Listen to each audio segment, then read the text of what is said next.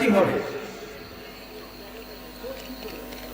শুকরান ভাই। প্রশ্ন, জুমার দিন আজান কয়টা দেব, একটা না দুইটা? সহিহুল বুখারী কিতাবুল জুমআ হাদিস নাম্বার 915 এবং 16। যারা দুই আজান দেয় তারাও এই হাদিসকে কেউ অস্বীকার করে না। আল্লাহ নবীর জামানাতে একটা আজান ছিল। কয়টা? আর জোরে বলেন চাচা। এই ঝামেলা তো চাচা আপনি করেন, তাই না? এটা যুবকরা করবে না এই ঝামেলাটা, এটা চাচাদের ঝামেলা। আল্লাহ নবীর সঙ্গে একটা আজান দিয়েছে। আবু বকরের জামানাতে একটা আজান হয়েছে। ওমর ইবনুল খাত্তাবের জামানাতে একটা আজান হয়েছে। আলী বিন আবি তালেবের জামানাতে একটা আজান হয়েছে। ওসমান বিন আফফানের জামানায় প্রথম অর্ধ খিলাফত একটা আজান দিয়েছে ওসমান বিন আফফান, শেষ দিকে গিয়ে দুইটা দিয়েছে। তো এক আজানের পক্ষে কতজনকে পেলেন? নবীকে পেয়েছেন, তিন বড় বড় খলিফাকে পেয়েছেন, আর ওসমান বিন আফফানের অর্ধ খিলাফত পর্যন্ত পেয়েছেন, মানে 3.5 খলিফা। তো বলেন তো চাচা, একটা দিবেন না দুটো দিবেন? একটাই আফজাল, এটাই দেন। দুই, ওসমান বিন আফফান কেন দিয়েছেন, কোথায় দিয়েছেন? কারণ তিনি যখন আজান দিচ্ছিলেন, সুন্নাতি এক আজান, প্রথম আজান দিচ্ছিলেন, সেই সময়তে মসজিদ থেকে মসজিদের বাইরে আওয়াজ যাচ্ছিল না। আর সাহাবীরা সেই সময় জাওরা নামক জায়গাতে তারা ব্যবসা করতেন।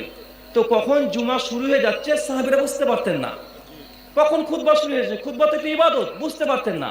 ওসমান বিন আফফান তখন বললেন, যাও জাওরা নামক ওই বাজারে গিয়ে একটা আজান দাও, যেন মানুষ বুঝতে পারে আর মানুষ মসজিদে চলে আসে। তার মানে আমরা বুঝলাম ওসমান বিন আফফান দ্বিতীয় আজান কেন চালু করেছে, কারণ প্রথম আজান বাজার পর্যন্ত পৌঁছাচ্ছিল না। চাচা বুঝতে পারছেন না? বুঝতে পারছেন তো? মানে প্রথম আজান যেটা সুন্নতি আজান নবীর, ওই আজান বাজার পর্যন্ত পৌঁছাচ্ছিল না, এই জন্য দ্বিতীয় আজান চালু করেছে। আচ্ছা বলেন তো, এখন প্রথম আজান ওটা বাজার পর্যন্ত পৌঁছায়? মাইক্রোফোনের মাধ্যমে চলে যায় না?